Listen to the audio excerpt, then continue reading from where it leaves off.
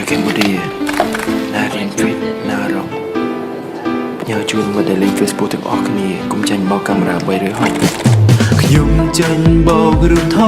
តព្រោះតែខ្ញុំមិនដែលជួបផ្ទាល់ទើបស្គាល់តាម Facebook ខ្ញុំជឿហ៊ុងវិចា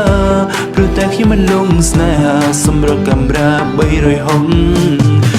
ទឹកញ៉ាពីគេងអនឡាញ Facebook ខ្ញុំមិនទាន់បានទៅលុបមុខខ្ញុំបញ្ចូលមើល profile គេ click like click ដែរគ្រប់រូបថតនាង comment ចង់ហាជាស្នេហ៍ខ្ញុំចេញបោករូ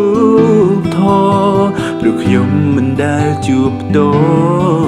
ល់ក្នុងរូបថតវិសានតារា superstar to anyone one កញ្ញាសម្បត្តិនិមិត្តខ្ញុំចេញបោករូបថតព្រោះតែខ្ញុំមិនដែលជួបផ្ទាល់តែស្គាល់តាម Facebook ខ្ញុំជឿហ៊ុងវិចាព្រោះតែខ្ញុំមិនលងស្នេហាសម្រាប់កាមេរ៉ា360ខ្ញុំចេញបោករូបថតព្រោះខ្ញុំទទួលមិនបានពេលដែលបានជួបផ្ទាល់ក្នុងរូបថតដោយសាន់តារា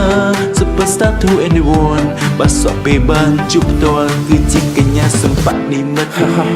ហេតាមពិតកញ្ញាសម្បត្តិនិមិត្តហេជឿអស់សក់ហេជឿអស់សក់តាមពិតកាមេរ៉ា360កុំជឿអស់សក់ហេជឿអស់សក់តាមពិតកញ្ញាសម្បត្តិនិមិត្តកុំជឿកាមេរ៉ា360តាមពិតកញ្ញាសម្បត្តិនិមិត្តទឹកញ៉ាពីគេងអនឡាញ Facebook ខ្ញុំមិនទាន់បានទៅលុបមុខខ្ញុំបញ្ចូលមើល profile គេ click like click ដែរគ្រប់រូបថតនាង comment ចង់ហាជាស្នេហ៍ឲ្យនាងបានតែខ្ញុំលួចស្នេហ៍ព្រោះតែមានស្នេហ៍សាច់មាត់រលោងធ្វើឲ្យខ្ញុំលងចិត្ត